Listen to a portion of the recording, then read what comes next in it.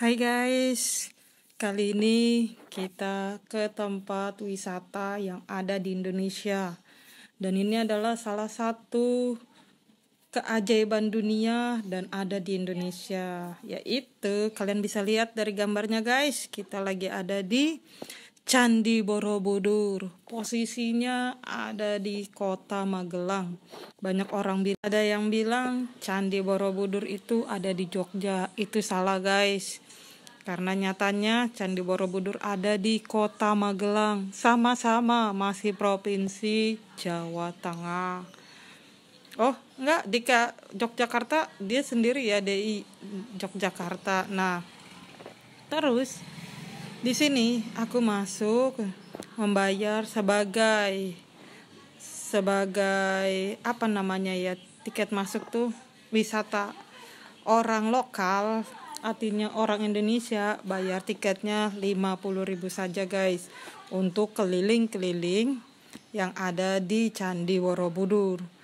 Nah, ini Candi Borobudur memang luar biasa banget ya. Kalau dari jalanan pinggir jalan raya tuh pas kita mau masuk, ini mana candinya sih, kok nggak kelihatan? Karena nggak nampak dia dari, harusnya kan kalau dia candinya tinggi tuh dia nampak. Ternyata ini candinya memang tidak terlalu tinggi banget dan memang dia ditutupin banyak pohon juga, jadi nggak kelihatan dari pinggir jalan raya itu. Nah, kalian harus tahu nih, di sini Candi Borobudur, kalau kalian pengen naiknya di atas candi, bayarnya berbeda guys. Karena ini bayarnya, kalau naik ke atas, satu kita dapat tour guide, terus kita dikasih topi tuh, topi anyaman. Terus naik ke atas juga nggak boleh pakai sepatu atau sendal yang kita pakai. Waktu ke sana kita harus pakai sandal yang sudah disediakan, karena supaya tidak merusak batu-batu candinya. Nah, terus kita juga dikasih tas. Jadi kalau kalian naik ke sini, wah, menurut aku naik ke atas itu worth it banget ya. Hanya bayar 120.000, kalian bisa dapat ilmu pengetahuan tentang sejarah Candi Borobudur. Ditambah dapat oleh-oleh, sendal, sepatu, dan juga ada tas anyaman yang tentunya khas dari Candi Borobudur. Nah, ini kita juga belajar nih guys tentang apa sih itu Candi Borobudur, kapan dibangunnya, dan siapa sih yang bangunnya, dan sejarahnya kapan, dan kenapa dia masuk dalam keajaiban dunia. Nah, mari kita belajar sama-sama ya guys.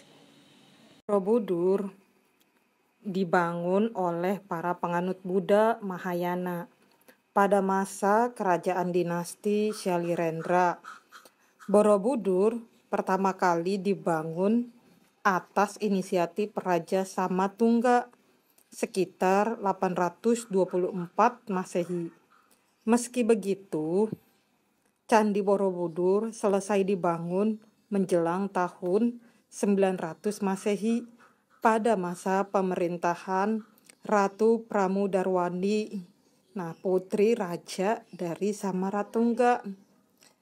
Arsitek yang berjasa dalam merancang candi tersebut ialah Gunadarma. Nah, kabarnya kemegahan Borobudur sempat sirna guys, berabad-abad karena terkubur tanah dan debu vulkanik yang diperkirakan efek erupsi Gunung Merapi. Namun, candi tersebut berhasil direstorasi kembali oleh pemerintahan Thomas Stamford Raffles saat menjabat Gubernur Jenderal di Pulau Jawa pada tahun 1911 guys. Nah, kala itu Raffles meminta bantuan insinyur Belanda yang bernama Christian Cornelius untuk memeriksa kondisi bangunan Candi Borobudur yang terkubur dan membenahinya. Candi Borobudur pun dinobatkan sebagai situs warisan dunia UNESCO pada tahun 1991 karena beragam alasan, di antaranya merupakan konflik candi terbesar di Indonesia.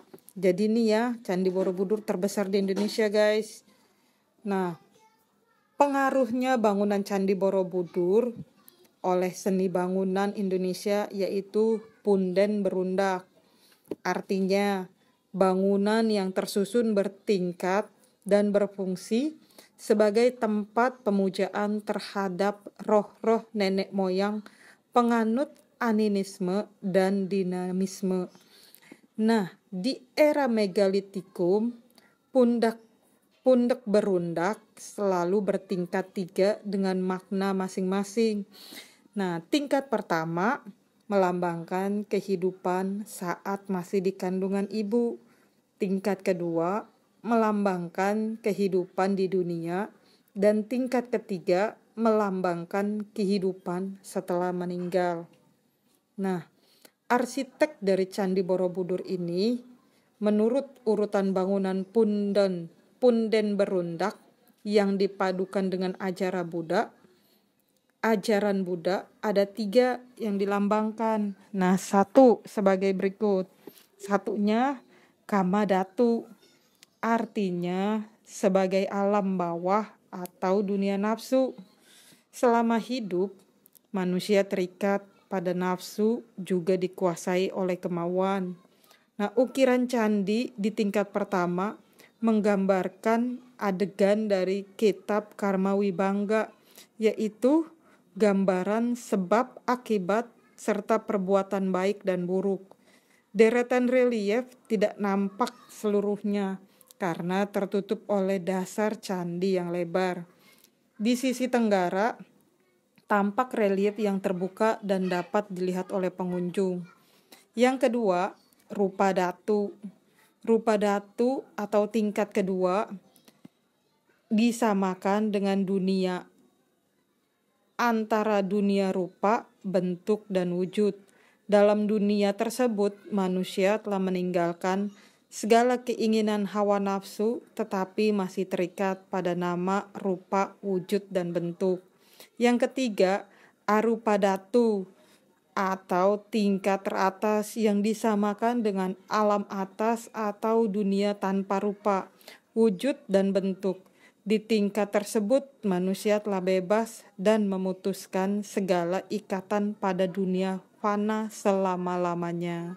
Selain ketiga bagian tersebut, Candi Borobudur memiliki 10 tingkat yang menggambarkan 10 tingkat bodhisattva yang harus dilalui untuk mencapai kesempurnaan Buddha di nirwana.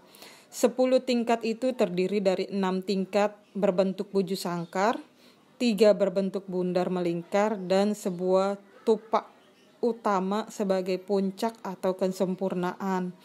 Di setiap tingkat terdapat beberapa stupa, total seluruhnya 72 stupa selain yang utama. Tidak hanya itu, filosofi Buddha juga terkandung pada keempat sisi candi dengan pintu gerbang dan tangga ke atas layaknya piramida. Filosofi tersebut berbunyi semua kehidupan berasal dari bebatuan, lalu pasir, tumbuhan, serangga, binatang liar, binatang peliharaan, hingga menjadi manusia. Proses tersebut dinamakan sebagai reinkarnasi. Proses terakhir adalah menjadi jiwa dan akhir masuk ke nirwana. Demikian sejarah singkat Candi Borobudur yang kita bisa pelajari dan ketahui. Semoga bermanfaat ya guys. Nah, di sini kita sudah keliling-keliling dan oh iya guys, aku mau ngasih tahu nih. Pintu masuk sama pintu kita keluar dari candi itu berbeda ya guys. Pintu masuk kita harus masuk dari pintu awal, terus kita naik tangga lumayan banyak lah, tapi nggak terlalu banyak banget, masih bisa kaki. Nah, pas kita keluar, kita di pintu yang berbeda, ada posisinya di belakang candinya, dan ada petunjuknya juga guys, keluar. Dan itu pas sudah nyampe keluar sini, turun tangga, keluar untuk ke parkirannya, kita masuk ke tempat jualan oleh-oleh. Di sini aku nggak ambil video ya guys, karena sudah kecapean keliling.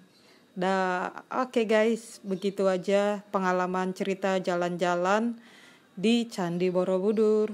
Terima kasih yang sudah menonton. Sampai jumpa di video selanjutnya.